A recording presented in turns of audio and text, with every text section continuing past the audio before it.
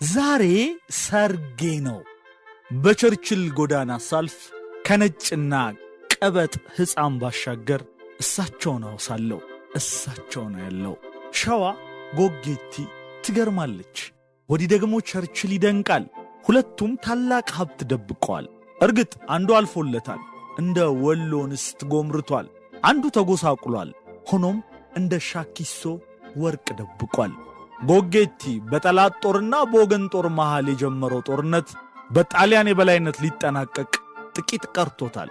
እሳቸው አመርቅዞ የሚጠዘጥዛቸውን ቁስል ከምንም ባለመቁጠር ሱሪያቸውን ሰብስበው ያለ ጫማ እየተራመዱ ጠላትን ታገሉት። ጎጌቲ ገብርኤል ጋር በጣሊያን ተከበቡ። የጣሊያን አዛዦች ግን ተናገሩ። እጅ ይስጡ አንገድሎትም አሏቸው። እሳቸውም ዘመን የማይሽረው ንግግር ተናገሩ። ዛሬ ሰርጌ ነው። ለውድ አገራችን ለኢትዮጵያና ለሰንደቅ ዓላማችን ግዳጄን ፈጽሜ ሕይወቴን አሳልፋለሁ ብለው በመድፍ ዙሪያቸውን አንገብግበው ሕይወታቸው አለፈ። ጃንሆይ ቸርችል የሚገኘውን ትምህርት ቤት ሊሴ ገብረ ማርያም ሲሉ በሳቸው ስም ከፈቱ። አዎ ቸርችልን ሳልፍ ከነጭና ቀበጥ ጻም ባሻገር ገብረ ማርያምን አያለው፣ ገብረ ማርያምን አውሳለሁ። ሰላም ጤና ይስጥልን። እንዴት ናችሁ የተከበራችሁ ተከታታዮቻችን? ይህ ነበር ሚዲያ ነው።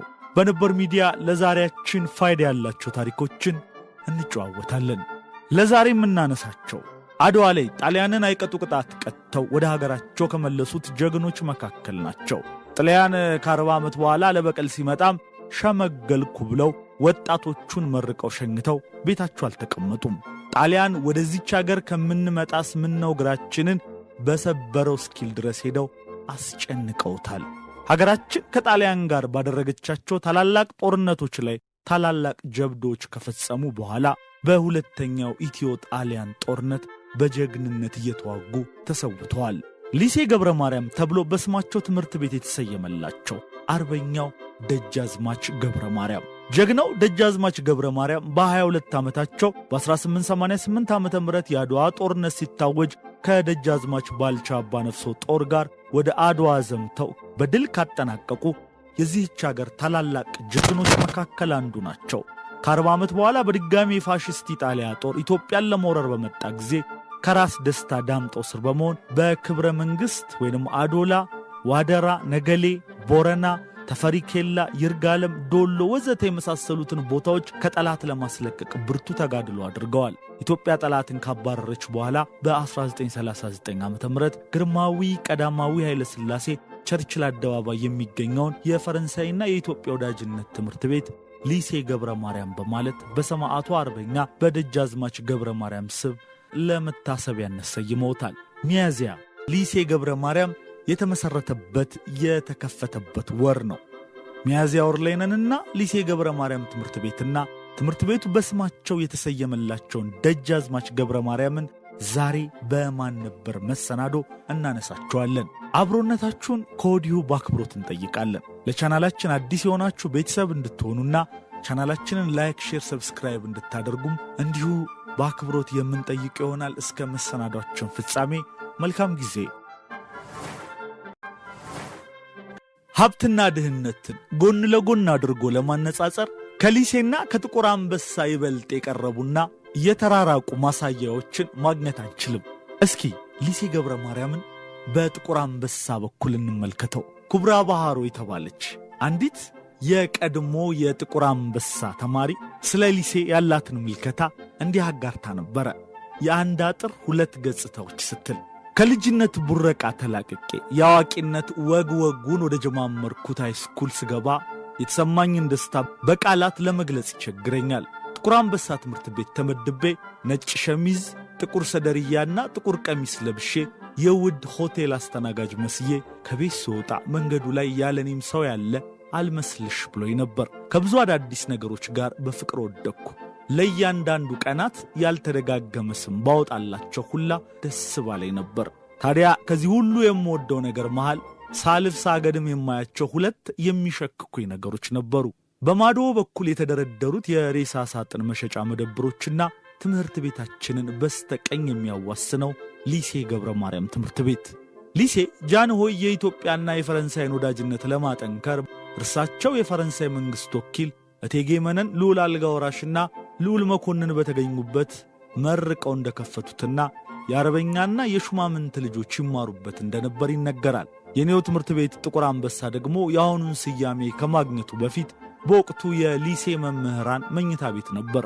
ወደኛ ዘመን ስመጣ ሊሴ ሀገሩ ላይ አሉ የተባሉ ባለሀብቶችና የውጭ ዜጎች ልጆቻቸውን የሚያስተምሩበት ትምህርት ቤት ሲሆን ጥቁር አንበሳ ደግሞ የድህነት ጠለል ላይና ከድህነት ጠለል በታች ያለን ሰዎች የምንማርበት ስፍራ ነበር። ከተማሪዎቹ ጋር ከሚያዋስነን አጥር ውጪ ምንም የጋራ ነገር አልነበረንም። እኛ የአማርኛ ቋንቋ ተናጋሪዎች ስንሆን የነሱ ቋንቋ ፈረንሳይኛ ነበር። በመልክዓ ምድር አቀማመጥ እንኳን ብናየው ሊሴ ከፍ ባለ ኮረብታማ ቦታ ላይ ያረፈ የተንጣለለ ሕንፃ ሲሆን የኛ ትምህርት ቤት በብዙ ጥልቀት ዝቅ ብሎ የተሰራ በመሆኑ ገደላማ ገጽታ ነበረው። ከኑሯችን ልዩነት የተነሳ የመሃሉ አጥር ውቅያኖስ ይመስለኝ ነበር። እዛ ቅጥር ግቢ ለመግባት ቪዛ የሚቆረጥለት አይነት። የተማሪዎቹ ድሎት በአድናቆትና በቅናት መሃል ያንከላውሰኝ ስለነበር እንከናቸውን ስፈልግ ውል ነበር። ቅናት የማይነጥፍ ሕጸጽ ማፍለቂያ ምንጭ ነውና እንከን ደግሞ አላጣላቸውም ነበር። አሁን ካልቸር ዴይና ክብር ብሎ የአፋርን ባህል ለማሳየት ግመል ይዞ ትምህርት ቤት መምጣትን ምን ይሉታል? ጸጉራቸውን የፊትዮሽ ገምደው ቅቤ ተቀብተው ረዥም መፋቂያ ሰክተው በሽርጥና በጊላ አይደምቁም? ለነገሩ ባህሉን የት ያውቁታል? ለመሆኑ ግመሉን ኬት አስመጡት? ግመል እኮ በአንድ ጊዜ ብዙዋ ነው የሚጠጣው። እዚህ ወንዝ የለ የት ሊያጠጡት እንደሆነ እናያለን። ለነገሩ እነሱ ከፈለጉ ግማሽ ፋብሪካ ሃይላንድ ገዝተው ያጠጡታል። እኔ ምን ቸገረኝ በሀብታምና በግመል ጉዳይ እላለሁ። ከነዚህ የሩብ ዓመት የትምህርት ክፍያቸው የክፍለ ከተማውን ዓመታዊ በጀት ከሚያክል ተማሪዎች ጋር ባለን የኑሮ ልዩነት ላይ እስከ መቼ ብከነከናለሁ? ባይሆን በወደፊቱ ተስፋ ማድረግ ነው የሚያዋጣው በሚል አቋም ራሴን ማጽናናት ጀመርኩ። አንድ ወዳጄን እኔ ምልህ ሊሴዎች ግን ዩኒቨርሲቲ ሲገቡ ከኛ ጋር ነው አይደል የሚማሩት ስል ጠየቅኩት። ከማላውቀው በረሃማ ክፍለ ሀገር አብረን ተልከን ቢምቢ ሲበላን በምናቤ እያሰብኩ ፈገግ ብዬ ኧረ እነሱ ቀድሞ ነገር እስከ 13ኛ ክፍል ነው የሚማሩት፣ ሲጨርሱ ደግሞ ፈረንሳይ ይልኳቸዋል ብሎ ምንም አይነት መጻኢ የጋራ ዕድል እንደሌለን አስረግጦ ነገረኝ። እኔም የእነርሱን ነገር እርግፍ አድርጌ ትቼ ትኩረቴን ወደ ትምህርቱ መለስኩ። የትምህርት ሥርዓቱን ለማዘመን ሙከራ እየተደረገብን የነበረበት ጊዜ በመሆኑ ፈረንጆች ከርቀት በቴሌቪዥን ቢያስተምሯቸው ውጤታማ ይሆናሉ ተብሎ ስለታመነ በየክፍላችን ፕላዝማ ተተከለልን። መምህራን በጠመኔ ፈንታ ሪሞት ይዞ ይገቡ ጀመር። አብዛኛዎቹ ስሜት አልባነት ይታይባቸው ነበር። የመጀመሪያ ሰሞን እንደ ወረት ሆኖ እኛም መምህራኑም ዴስካችንን ተደግፈን ፈረንጆቹን በጥሞና እናደምጣቸው ነበር። እየቆየ ሲሄድ ትዕይንቱን የምንታደምበት የትምህርት ክፍለ ጊዜ እየቀነሰ መጣ። በተለይ ቁጥር ነክ ትምህርቶች በስሪንጅ ቢሰጠን የማይገባን ሰዎች በቲቪ ሲሆን ወደ ህመምነት ተቀየረብን። በዚህና በሌሎች ምክንያቶች አንዳንዱ ተማሪ አርፍዶ ይመጣና አትገባም ሲባል ቀኑን ሲኒማ ኢትዮጵያ ያሳልፍ ጀመር። ጥንዶች ሐምሌ 19 መናፈሻ ሄደው ሰደርያ ጥለው ይመጣሉ። ጨዋ አርፋጆች የማይፈልጉት ትምህርት በአንደኛው ክፍለ ጊዜ ሲሆን አርፍደው መጥተው በር ላይ ተንበርክከው እጃቸውን ወደ ላይ በመዘርጋት ጣታቸውን እጥፍ ዘርጋ እያደረጉ ቆይተው ተገርፈው በሁለተኛው ክፍለ ጊዜ ይገባሉ። እኛ የክበባት ተሳትፏችንን አጠናክረን ተማሪውንና ጥበብን በማገልገል ላይ ስለነበርን ቢሮአችንን ቆልፈን ብዙ ሥራ እንሰራለን።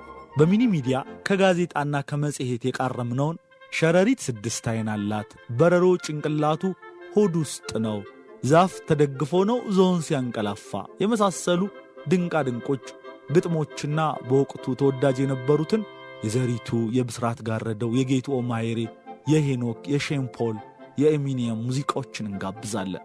ቀይ መስቀል የሚባለው ክበባችን ዓላማው ጉዳት ያጋጠሟቸውን ተማሪዎች የመጀመሪያ እርዳታ መስጠት ቢሆንም ተማሪው የሚጎዳ አይነት ስላልነበር በኪት ውስጥ ያሉ ጂቪዎችና አልኮሎች እየተነኑ ስንቸገር ቢሮ ባለበት በድብቅ የቲያትር ክበብ አደረግነው።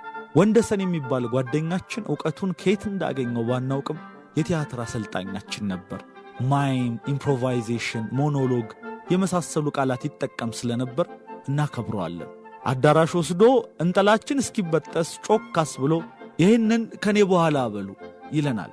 የምርምር እንቆቅልሽ ቋሚ ትንግርት መፍጠር ሲያምረው እግዚአብሔር ከመሬት አፈር ዘገነና እፍ ብሎ ሰሁን አለው። ከሱ ኋላ እንደ በቀቀን እንደግማለን። ደሞ ይቀጥልና ሃና ሃና ሃና ያስብለናል።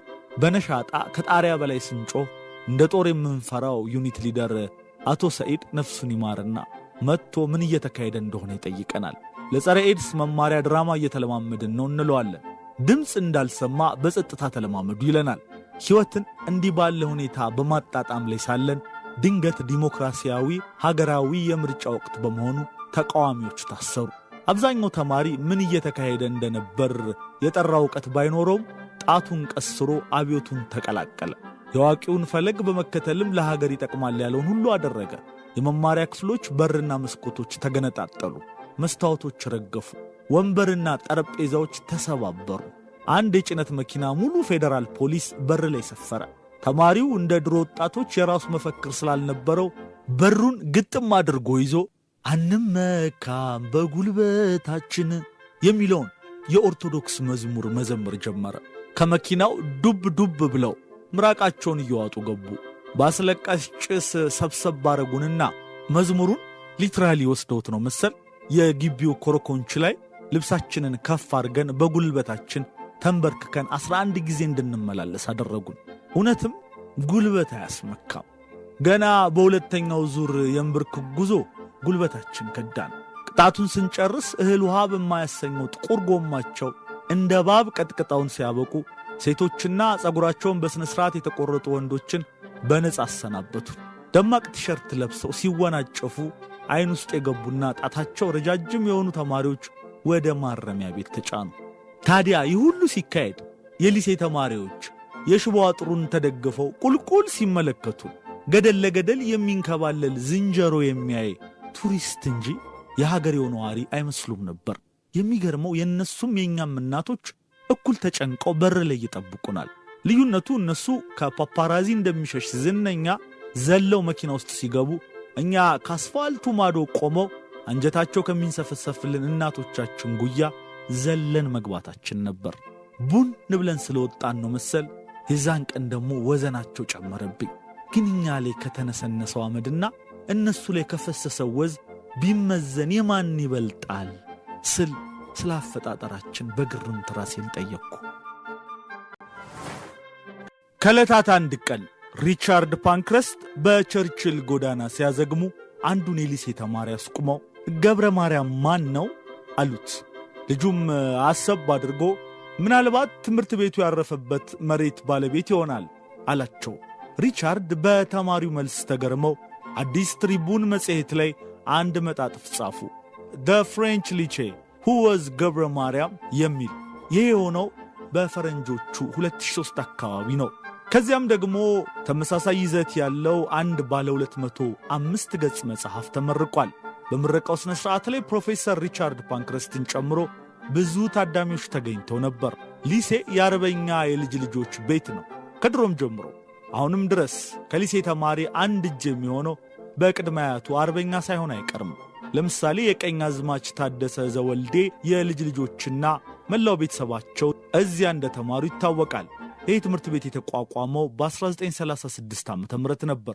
ከ3 ዓመት በኋላ የኢትዮ ፍራንሴስ ወዳጅነት ማህበር ሲጠናከር የትምህርት ቤቱ ስም ሊሴ ገብረ ማርያም ተባለ። ይሁንና ትምህርት ቤቱ በይፋ የተመረቀው በ1944 ነው። ንጉሱ የፈረንሳዩ ፕሬዝዳንት ተወካይ ሆነው ከመጡት የአንደኛው ዓለም ጦርነት ጀብደኛ ከሙሴ ረኔ ማየር ጋር በመሆን እነ እቴጌ መነን፣ እነ ልዑል አልጋ ወራሽ፣ እነ ልዑል መኮንን በተገኙበት መርቀው ከፈቱት። ሊሴ ሳይከፈት በፊት ንጉሱ ተማሪዎቻቸውን ወደ እስክንድሪያ እየላኩ ያስተምሩ ነበር። እዚያ ሊሴ ፍራንኮ የሚባል ትምህርት ቤት አለ። ከዚያ የተማሩ አገራቸው እየተመለሱ ይሾሙ ወይም ለሌላ ከፍተኛ ትምህርት ወደ 3ኛ ሀገር ይላኩ ነበር። የሊሴ ገብረ ማርያም መከፈት ይህን ሂደት በከፊል አስቀረ። ተማሪ ቤቱ እንደተከፈተ በእንግሊዘኛ ነበር ትምህርት የሚሰጠው። በ1939 በንጉሱ በጎ ፍቃድ ወዳጅነትን ለማጠናከር ለፈረንሳዮች ተላልፎ ሲሰጥ ግን በፈረንሳይኛ ቋንቋ ማስተማር ቀጠለ። ገብረ ማርያም ጋሪ ጎዳና ሙሉ ስማቸው ነው። እስከናያት ደጃዝማች ገብረ ማርያም ጋሪ ጎዳና በሐረር ከተማም በስማቸው ጎዳና ተሰይሞላቸዋል። ጠላትን በፈረስ ሲያርበደብዶ የኖሩ አርበኛ ስለሆኑ አባ ንጠቅ ገብሬ በሚለው ስም ነው ይበልጥ የሚታወቁት። አባታቸው አቶ ጋሪ ጎዳናና እናታቸው ወይዘሮ ሌሎ ጉቴ ያወጡላቸው ስም ደግሞ ገሜሳ የሚል ነው። ሊሴ ገብረ ማርያም ትምህርት ቤት በስማቸው የመሆኑ ምስጢርም ይኸው ነው። መሬት የሚያርድ አርበኛ መሆናቸው። ጣሊያንን በ22 ዓመታቸው አድዋ ላይ ገጠሙት። ከ40 ዓመት በኋላ የመርዝ ጋዚዮ ሲመጣ ደግሞ በ62 ዓመታቸው ሲዳማ ላይ ጠበቁት። እዚያ ከራስ ደስታ ዳምጠው ጋር አብረው አርበደበዱት። ጣሊያን ገድሎ ከቀበራቸው ከ11 ወራት በኋላ እንኳ በሕልሙ እየመጡ ያባንኑት ይመስል ሬሳቸውን አስቆፍሮ አስወጥቶ በደንብ በሚያውቃቸው ባንዳዎች እርሳቸው ስለመሆናቸው አስመስክሮ ማረጋገጫ ለማግኘት መሞከሩም ይናገራል። ለወላጆቻቸው 13ኛ ልጅ የሆኑት ገብረ ማርያም አገምጃ በሚባል አካባቢ ነው የተወለዱት። የባልቻ ሳፎ አባ ነፍሶ አገር ነው። ደጃዝማች ባልቻና የደጃዝማች ገብረ ማርያም ጋሪ የአንድ ቄ ልጆች ናቸው። ሁለቱም በአፄ ምኒልክ ጦር የተማረኩና ለከፍተኛ ማዕረግ የደረሱ ሰዎች ነበሩ። ገብረ ማርያም ዕድላቸው ሆኖ ዘመንፈስ ቅዱስ በሚባሉ የምኒልክ የጦር መሪ በምርኮ ተይዘው በቀጥታ በመቆርቆር ላይ ወደ ነበረችው አዲስ አበባ ወደምትባል ከተማ ተወሰዱ። ከአዲስ አበባ ቡልጋ ወራጃ ኢቲሳ ተክለ ሃይማኖት ገዳም ተሻገሩ። እዚያ ገሜሳ የሚለው ስማቸው ገብረ ማርያም በሚባል የክርስትና ስም ተቀይሮ ወደ ምኒልክ ቤተ መንግሥት ሰተት ብለው ገቡ። ከዚያም ለሀገራቸው ሰው ለባልቻ ሳፎ ተሰጡ። ያኔ አባ ሳፎ የምኒልክ በጅሮንድ ነበሩ። ዛሬ የባንክ ገዥ እንደምንለው ማለት ነው። አባ ነፍሶ ገብረ ማርያምን የቤተ መንግሥት ሥርዓት በማስተማር ቆፍጣና ወታደርና ብቁ አስተዳዳሪ ያደረጓቸው። የጦር አስተዳደር ጥበባቸውን ሳይሰስቱ መገቧቸው። ገብረ ማርያም በ22 ዓመታቸው ከባልቻ ጋር አድዋ ዘመቱ። 25,000 ሰው በአንድ ጀንበር ባለቀበት ውጊያ ገብረ ማርያም ብቃታቸውን አስመሰከሩ። በአድዋ ድል ማግስት ለፊት አውራሪነት በቁ። ያያነው ጀነራል ደጃዝማች ባልቻ የሲዳሞ ገዥ ሆነው ሲሾሙ ፊት አውራሪ ገብረ ማርያም አብረዋቸው ወደዚያው ተጓዙ። ልዩ ረዳታቸውም ሆኑ። ለ11 ዓመታት ሲዳሞ በቆዩበት ወቅት አስተዳደሩን በመንግሥታዊ መዋቅር መልክ ማስያዝ፣ የግዛቱን ሰላም ማረጋገጥ ዋነኛ ተግባራቸው ነበር። ደቡብ ላይ ስማቸው ገነነ። ከዚያም በኋላ ደጃዝማች ባልቻ ወደ ሐረርጌ ሲዛወሩም ቢሆን ፊት አውራሪ ገብረ ማርያም አልተለዩአቸውም። ተፈሪ ሉል አልጋ ወራሽ ሆነው ሲገኑ በአጋፋሪነት ወደ ቤተ መንግሥት ተመለሱ። ተፈሪ በአዲሱ የመንግሥት መዋቅር ራስ ሆነው አልጋ ወራሽ ከተደረጉ በኋላ ተቀማጭነታቸው አዲስ አበባ ቢሆንም የሐረር ገዥነታቸውን አልለቀቁም ነበር። እንደራሴ በመወከል ያስገዙ ነበር። በእንደራሴነት ከተመደቡ የወቅቱ መኳንንት መካከል አንዱ ገብረ ማርያም ነበሩ። በ1922 ዓ.ም ፊት አውራሪ ገብረ ማርያም ጋሪ ጎዳናን በደጃዝማችነት ማዕረግ የሐረርጌ ጠቅላይ ግዛት እንደራሴ አድርጎ ሾሟቸው። የብዙዎቹ ውለታ በተረሳበት አገር ገብረ ማርያም ጋሪ የሚዘክራቸውን በማግኘት ታድለዋል ማለት ይቻላል። ቸርችር ያለው ሊሴ ገብረ ማርያም በስማቸው ነው። ሐረርም በስማቸው የተሰየመ ጎዳና አለ። የዛሬና ያድርገውና ቀብሪ ዳሃር የሚገኘው ትልቁ ሆስፒታል በእርሳቸው ስም ተሰይሞም ነበር። ንጉሡ ናቸው ከስደት ሲመለሱ ይህን ለግራዚያኒ ማረፊያ ጣሊያን ገንብቶት የነበረውን ትልቅ ቤት ሆስፒታል አድርገው በደጃዝማች ገብረ ማርያም የሰየሙት። ስሙ አሁን ከስሞ እንዲሁ ቀብሪ ዳሃር ሆስፒታል ይባላል። ደጃዝማች ገብረ ማርያም ጋሪ የኢትዮጵያ ወጣቶች የጀግንነት ማኅበር፣ የኢትዮጵያ ሕዝብ የአገር ፍቅር ማኅበርን እንዲሁም የኢትዮጵያን ቀይ መስቀል ማኅበር በኢትዮጵያ ውስጥ በመመስረት ሂደት ውስጥ አይነተኛ ሚና ነበራቸው። የአድዋ ጦርነት ሲነሳ የውጫሌ ስምምነት እንደሚነሳው የሁለተኛው የኢጣሊያ ወረራ ሲነሳ የወልወል ግጭት አይረሳም። ያኔው የኢትዮጵያ ውጭ ጉዳይ ሚኒስትር ብላቴን ጌታ አርዌ ወልደ ሥላሴ ከጣሊያን ጋር ሲደራደሩ የወራሪዎቹ ተወካይ ሲኞር መንቤሌ ለድርድር ካቀረባቸው 3 ነጥቦች የመጀመሪያው የሐረሩ ገዢ ደጃዝማች ገብረ ማርያም ጋሪ ወልወል ምሽግ ሄደው በኢትዮጵያ መንግሥት ስም የጣሊያንን ጦር አዛዥ ይቅርታ ይለምኑ የሚል ነበር። ጣሊያን ወልወልን የኔ ግዛት ነው ማለቱ ነበር። ገብረ ማርያም ተቆጡ። ያን የሆኑ ጦር መስበቅ አማራቸው። ንጉሡ ለማይቀረው ጦርነት ዕቅድ ሲነድፉ ከጀርመን መሳሪያ ግዢ በሚስጥር ፈጽመዋል። ይህን ያስፈጸሙትም ገብረ ማርያም ናቸው። አባ ንጠቅ ገብረ ማርያም በዘመናቸው መጨረሻ ያደረጉት ታላቅ ጀብድ ጣሊያንን መፋለም ነበር። ከሲዳሞ የጀመሩ በሄበኖ የጨበጣ ውጊያ አድርገዋል። በዋደራ፣ ነገሌ ቦረና፣ ይርጋለም፣ ዶሎ፣ በተፈሪ ኬላ፣ ወንዶና ዲላ መካከል የሞት ሽረት ትንቅንቅ አድርገዋል። የፍስሐ ገነት ጦርነትም የሚዘነጋ አልነበረም። ደጃዝማች ገብረ ማርያም ደቡብ ላይ ሲፋለሙ ቆይተው ከብዙ ፍልሚያ በኋላ ቆስለውም አላረፉም።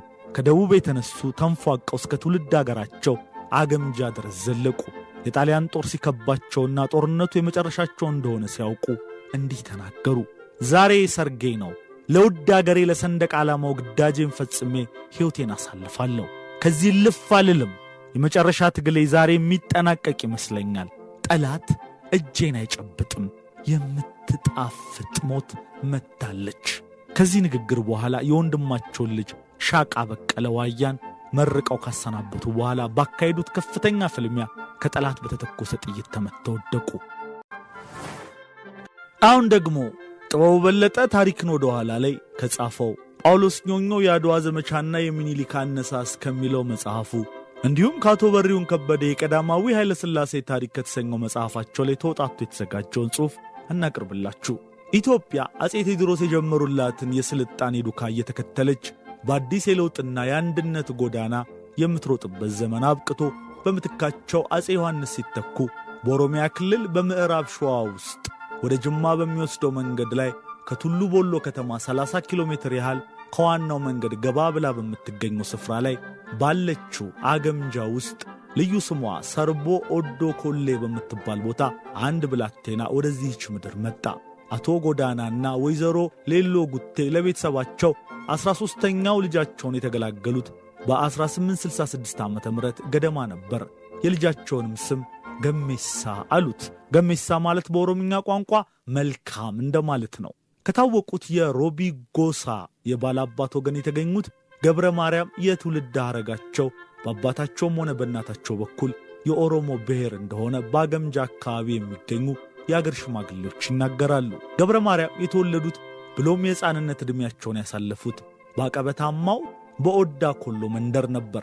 ይህ መንደር በአካባቢው ላይ የሚደረገውን እንቅስቃሴ ለመቆጣጠር አመቺ ስለነበር ብላቴናው ገብረ ማርያም በዚያ አቀበታማ መንደር ላይ ዘወትር በወፍ በረር የሰዎችን እንቅስቃሴ ይከታተሉም እንደነበር አንዳንድ የአካባቢው ሽማግሌዎች ዛሬም ወደ ኋላ መለስ ብለው ያስታውሳሉ። ታዲያ የዚህ ጊዜው ብላቴና የሕፃንነት ጊዜያቸውን ያሳልፉባቸው ሁለት የሳር ክዳን ቤቶችና በከፍተኛ ሥልጣን ላይ በነበሩበት ወቅት በባለሥልጣንነት ብቻ ሳይሆን በአገር ሽማግሌነት ፍትሕ ይሰጡበት ነበር እየተባለ የሚነገርለት ትልቁ ዋርካ ዛሬም በአካባቢው ላይ ቤት ለመስራት ከነበራቸው ጽኑ ፍላጎት የተነሳ በነበራቸው የሥራ ጫና ሳይጨርሱት በጅምር የቀረ የግንብ መሠረት ዛሬም ትናንትን እያስታወሰ ተቀምጧል። የቤተሰቡ የመጨረሻ ወንድ ልጅ የነበሩት ገብረ ማርያም በወጣትነት ዕድሜያቸው የተሟላ ሰብዕናና የቤተሰብ ፍቅር እንደነበራቸው ይነገራል። ለዚህም ወላጅ አባታቸው አቶ ጋሪ ጎዳና ከዚህ ዓለም በሞት ሲለዩ በውርስ ምክንያት በቤተሰቡ መካከል አለመግባባቶች ተከስተው ነበር። ታዲያ ይህን አለመግባባት ለመፍታት ወጣቱ ገብረ ማርያም ወንድሞቼ ታላላቆቼ በመሆናችሁ የውርስ ክፍያ ውስጥ የኔን ድርሻ ጨምራችሁ በመውሰድ በሰላም ተካፈሉ የሚል ሐሳብ በመሰንዘራቸው የተነሳ በቤተሰቡ መካከል ተከስቶ የነበረው ችግር በሰላም ሊፈታ ችሏል። ይህንን እጅግ የሚያቀራርብና ቤተሰባዊ ፍቅርን የሚያለመልም አስተያየት በማቅረባቸው በቤተሰቡ ዘንድ በመልካም አርአያነት ሲታወሱ ይኖራሉ። ይህንንም ጉዳይ አስመልክቶ የወንድማቸው የአቶ ቡሊ ጋሪ ተወላጆች ዛሬም ኦዳ ኮሎን በእንግድነት ለሚጎበኟት እንግዶች ሁሉ በኩራት እንደሚናገሩ የታሪክ መጽሐፋቸው ያውሳል። ወጣቱ ገብረ ማርያም እንደ አካባቢው ባህልና ልማድ በቤተሰቦቻቸው እንክብካቤ በሚያድጉበት ዘመን በ1870ዎቹ አካባቢ መሆኑ ነው። እነዚያ ዓመታት ለሸዋ ንጉሥ ምኒልክ የግዛት ማስፋፊያ ዘመቻዎችን ነድፈው ይንቀሳቀሱ የነበሩባቸው ዘመናት ነበሩ። በዚህም የተነሳ አካባቢው አልፎ አልፎ በመንግሥት ሠራተኞችና በአካባቢው ተወላጆች መካከል ግጭት ይከሰት እንደነበር በታሪክ ድርሳናት ተመዝግቦ ይገኛል። የምዕራብ ሸዋም ተወላጆች በምዕራብ ኢትዮጵያ የግዛት የማስፋፋቱን ተግባር ሊፈጽም ለመጣው የሸዋው ንጉሥ ምኒልክ ጦር በቀላሉ እጃቸውን የሚሰጡ አልነበሩም። ቀደም ሲል በዚያው በአገምጃና በአካባቢው የፊት አውራሪ ሀብተ ጊዮርጊስ ዲነግዴንና የደጃዝማች ባልቻ ሳፎን ታሪክ በዝርዝር ሊያስታውሳቸው ያልቻለ አያሌ ወጣቶችን ሕይወት የቀየረ የታሪክ አጋጣሚ የገብረ ማርያምን ታሪክ ይቀይር ዘንድ የግድ ሆነ። በአንድ ወቅት አካባቢውን ሊያስስ በመጣ የንጉሥ ምኒልክ ጦር አገምጃ ትያዛለች። በበቂ ሁኔታ ወታደራዊ መሳሪያ የታጠቀና ልምድ ባላቸው መሪዎች የሚመራው የመንግሥት ጦር በአካባቢው ኅብረተሰብ ላይ አሸናፊነትን ለመቀናጀት የሚቸግረው አልነበረም። ከነዚህ ዘመቻዎች በአንዱ ውስጥ ወጣቱ ገብረ ማርያም ፊታውራሪ ዘመንፈስ ቅዱስ በሚባል የጦር መሪ ተይዘው በቅርብ ወደ ተቆረቆረችው አዲስ አበባ ከተማ ይወሰዳሉ። ጉዞ አዲስ አበባ ላይ አልተቋጨም። መሃል ሸዋ ቡልጋ አውራጃ ውስጥ ወደሚገኘው ወደ ኢቲሳ ተክለ ሃይማኖት ገዳም ተወሰዱ። ይህ ቦታ ወጣቶች ለሚቀጥለው ኃላፊነት በታማኝነት እንዲበቁ ለማድረግ የሚቀረጹበት ስፍራ ነበር። ከዚህም በተጨማሪ በቤተ ክህነት አካባቢ በመስፈር የተዋህዶን ሃይማኖት እየተማሩ የአእምሮ ብልጽግና እንዲያገኙ የቤተ መንግሥት ሥርዓት ያዝም ነበር። ለዚህም ይመስላል በአሳዳሪያቸው በዘመንፈስ ቅዱስ የቅርብ ተቆጣጣሪነት ትምህርታቸውን እንዲከታተሉ የተደረገው። በዚህም የተነሳ ማንበብና መጻፍ ብቻ ሳይሆን ጥልቀት ያለው የሃይማኖትና የኢትዮጵያ ታሪክ ዕውቀት ሊቀስሙ መቻላቸውን መገመት ተገቢ ይሆናል። በዚህም ጊዜ ሳይሆን አይቀርም የመጀመሪያው ስማቸው የነበረው ገሜሳ ተቀይሮ በክርስትና ስማቸው ገብረ ማርያም በሚል ስም መጠራት የጀመሩት በማለት የሕይወት ታሪካቸውን የጻፉት እነ ፍጹም ይገልጻሉ። ይህ የቤተ ክህነት ትምህርት በገብረ ማርያም ሙሉ የሕይወት ዘመን ውስጥ ትልቅ ቦታም እንደነበረው ከታሪካቸው መረዳት ይቻላል። ለዚህም እንደ አብነት ብንጠቅስ በመንግሥት ሥራ በከፍተኛ ባለሥልጣንነት ማዕረግ ተቀጥረው ያገለግሉ በነበረበት ዘመን ለግል ጉዳዮቻቸው ማስፈጸሚያ ይጠቀሙበት የነበረው ማኅተም ገብረ ማርያም ተዋህዶ ይል እንደነበር በቃል የተገኙ ማስረጃዎች እንደሚጠቁሙ መጽሐፉ ያስረዳል። ገብረ ማርያም ይህንን የቤተ መንግሥትና የቤተ ክህነት ትምህርት ለማጠናቀቅ ኢቲሳ በነበሩበት ወቅት ስለ ቤተሰቦቻቸው ሁኔታ ምንም አያውቁም ነበር። በዚህም በቤተሰቦቻቸው ዘንድ በሕይወት እንደሌሉ ታምኖ ወላጆቻቸውና ዘመዶቻቸው እጅግ አዝነው እንደነበር አንዳንድ ሽማግሌዎች ይናገራሉ። ረዥም ጊዜ የፈጀውን ትምህርታቸውንና የተላመዱትን የቤተ ክህነት ትምህርት አጠናቀው ወደ ትውልድ መንደራቸው ተመለሱ። የልጅነት ስማቸው ገሜሳ ጋሪን በገብረ ማርያም ቀይረው ወደ ትውልድ መንደራቸው አገምጃ ብቅ ያሉት የጎፈር ሚካኤል የበዓለ ንግሥ ዕለት ነበር። እናታቸው ወይዘሮ ሌሎ ጉቴ በዚህ ዕለት ጠፍቶ የነበረው ልጃቸው ስለተመለሰላቸው የአካባቢውን ማኅበረሰብ በታላቅ ደስታና ክብር ተቀብለው እንዳስተናገዷቸው ይነገራል። ገብረ ማርያም የተወሰኑ ጊዜያት ያህል ከቤተሰቦቻቸው ጋር ካሳለፉ በኋላ ወደ መሃል ሸዋ በመመለስ ከዘመንፈስ ቅዱስ ጋር በመሆን የቤተ ክህነት ትምህርታቸውን በሚገባ ተከታትለው አጠናቀቁ። በዚህን ጊዜ በልጅነት ዕድሜያቸው ያውቋቸው ለነበሩት ለበጅሮንድ ባልቻ ሳፎ ባልቻ አባ ነፍሶ እንዲያገለግሉ እናታቸው በጅሮንድ ዘንድ ይወስዷቸዋል። ባልቻ ትውልዳቸው እዚያው አገምጃ ስለሆነ የአንድ አገር ሰዎች ናቸው። ገብረ ማርያም ለባልቻ የተሰጡት በዚሁ ምክንያት ይሆናል ብሎ መገመት ተገቢ ነው። በጅሮንድ ባልቻም በወቅቱ የቤተ መንግሥቱ ገንዘብና ግምጃ ቤት ሹም ስለነበሩ የቤተ መንግሥቱን ሥርዓት በማስተማር ታማኝ ወታደር ብቻ ሳይሆን ብቁ አስተዳዳሪም እንዲሆኑ አድርገዋቸዋል ተብሎ ይገመታል። ስለ ደጃዝማች ገብረ ማርያም የሕይወት ታሪክ የተዘጋጀው የነ ፍጹም ወልደ ማርያም መጽሐፍ የታላቁን ጀግናና ሰማዕት ኢትዮጵያዊ ታሪክ ቀደም ባለው ውብ ትረካ ይጀምራል። በምኒልክ ጦር በልጅነታቸው ከትውልድ መንደራቸው ተማርከው የሄዱት ገብረ ማርያም በቤተ መንግሥት ሥርዓት ተኮትኩተው ካደጉ በኋላ ለአቅመ አዳም ደርሰው ልክ በ22 ዓመታቸው በ1888 ዓ.ም የአድዋ ጦርነት ታወጀ። እርሳቸውም ለጋ ወጣት ስለነበሩ ከደጃዝማች ባልቻ አባ ነፍሶ ጦር ጋር ወደ አድዋ ዘመቱ። በአድዋ ጦርነት ላይም ከባልቻ ጎን ሆነው ታላቁን የጥቁር ሕዝቦች ሁሉ ድል የሆነውን ጦርነት በድል ካጠናቀቁ የዚህች አገር ታላላቅ ጀግኖች መካከል አንዱ ናቸው። አፄ ሚኒሊክ የአስተዳዳሪነት ሹመት ሲሰጡ ለደጃዝማች ባልቻ አባ ነፍሶ ሲዳሞን፣ ባሌንና ሐረርጌን በቅደም ተከተል ሲሰጧቸው ደጃዝማች ገብረ ማርያም የባልቻ ምክትል ሆነው የማስተዳደር ሥራ ውስጥ ገቡ። ከሚኒሊክ ሞት በኋላም በልጅ ኢያሱ ዘመነ መንግሥት የውስጥ የፖለቲካ ውጥረቶች ተከስተው ስለነበር ለገብረ ማርያም ጥሩ አልነበሩም። ኢትዮጵያም በኢያሱ በዘውዲቱና በተፈሪ መካከል በነበረ የፖለቲካ ሽኩቻ ስትታመስ ቆይታ ወደ በኋላ የመረጋጋት ሁኔታ ሲመጣ ግንቦት 20 ቀን 1922 ዓ.ም ገብረ ማርያም በደጃዝማችነት ማዕረግ የሐረርጌ ጠቅላይ ግዛት እንደራሴ ሆነው ተሾሙ። ደጃዝማች ገብረ ማርያም ሐረርጌን ከተረከቡ በኋላ አያሌ ቁም ነገሮችን ሰርተዋል። ሐረርጌ ጠቅላይ ግዛት እጅግ ሰፊ በመሆኑና የኢትዮጵያም የምስራቅ ጀንበር በመሆኑ ሀገርን ከጠላት ወረራ የመጠበቅ ልዩ ልዩ ከተሞችን የማዘመን የንግድ ማዕከል በማድረግ ረገድ የአንበሳውን ድርሻ የሚወስዱት ደጃዝማች ገብረ ማርያም ናቸው። በአሁኑ ሶማሌ ክልል ውስጥ ያሉትን ከተሞች በመመስረትና በማሳደግ ደጃዝማች ገብረ ማርያም ብዙ ወጥተዋል፣ ወርደዋል፣ ዋጥተዋል። የምስራቅ ኢትዮጵያ ቀኝ እጅ ሆነው ኢትዮጵያን አገልግለዋል። ቀጥሎም የአገር ግዛት ሚኒስትር ሆነው ተሹመዋል። ኢትዮጵያን በቅርበትና በከፍተኛ ኃላፊነት ማገልገል፣ ማስተዳደር የገብረ ማርያም መገለጫ ሆነ። ከዚያም በልዩ ልዩ ግብረ ሰናይ እንቅስቃሴዎች ላይ በዋናነት ተሳታፊ ነበሩ።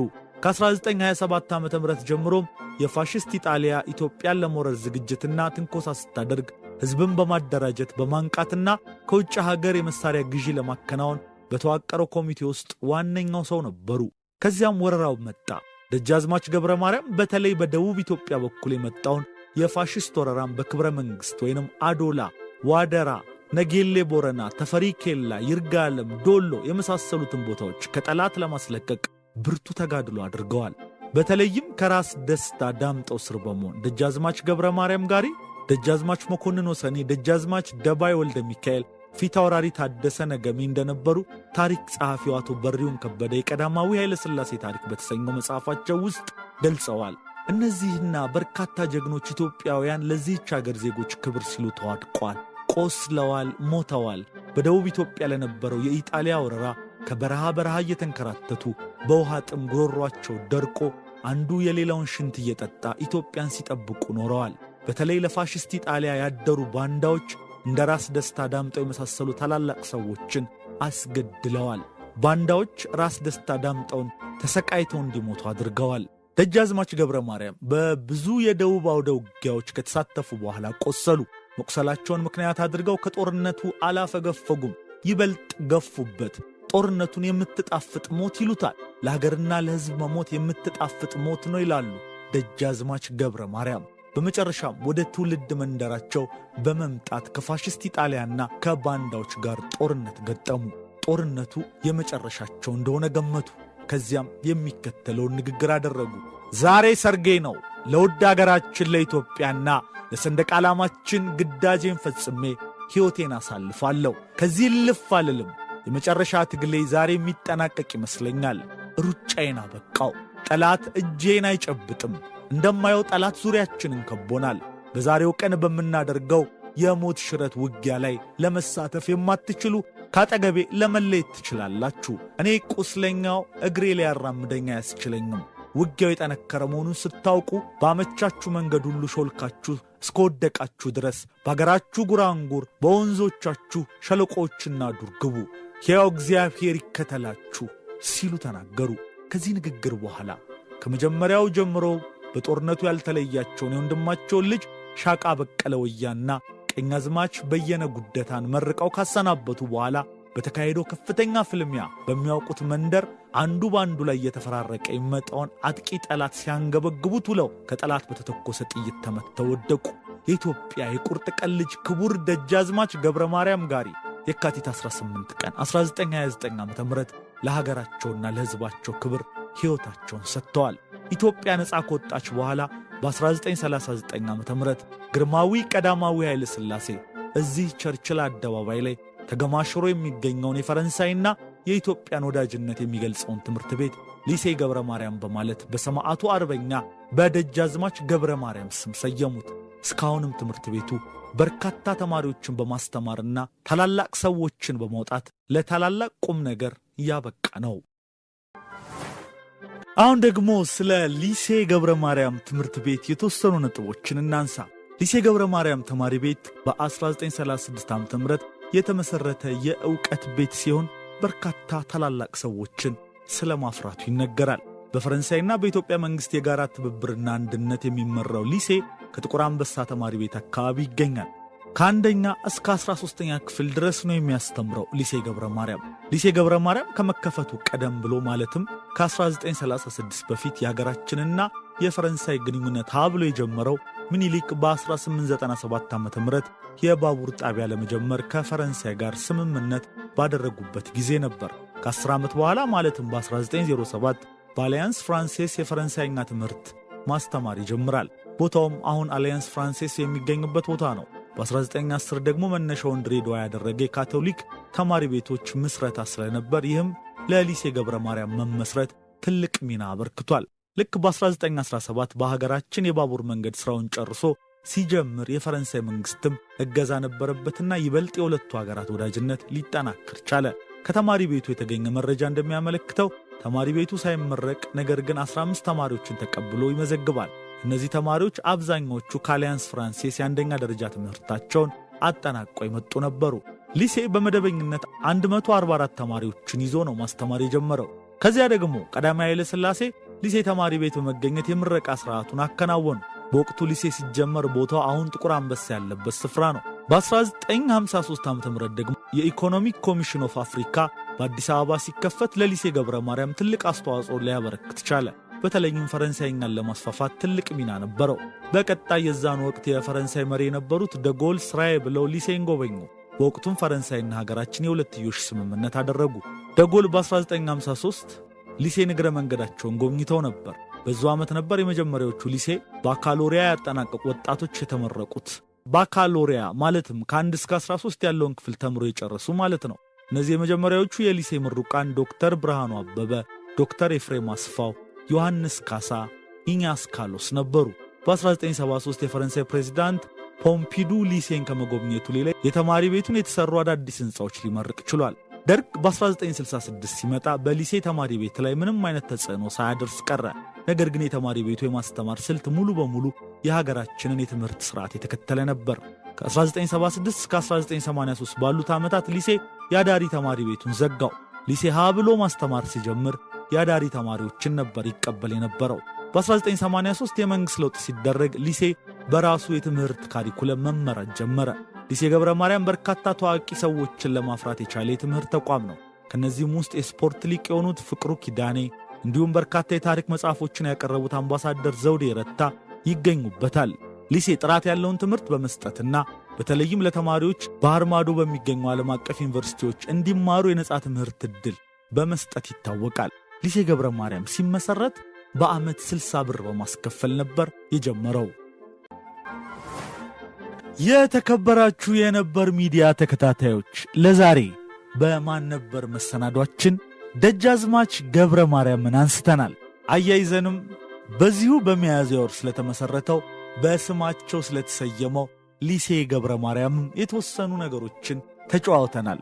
መሰናዷችንን እንደወደዳችሁት እምነታችን ነው። ሐሳብ አስተያየት ካላችሁ ኮሜንት ማስቀመጫው ላይ ልታስቀምጡልን ትችላላችሁ። በሌላ የማን ነበር መሰናዶ እስክንገናኝ ለዛሬ በዚሁ እንሰናበታችኋለን። ለቻናላችን አዲስ የሆናችሁ ቻናላችንን ሼር፣ ላይክ፣ ሰብስክራይብ በማድረግ ቤተሰብ እንድትሆኑ በድጋሚ ለማስታወስ እንወዳለን። መልካም ጊዜ።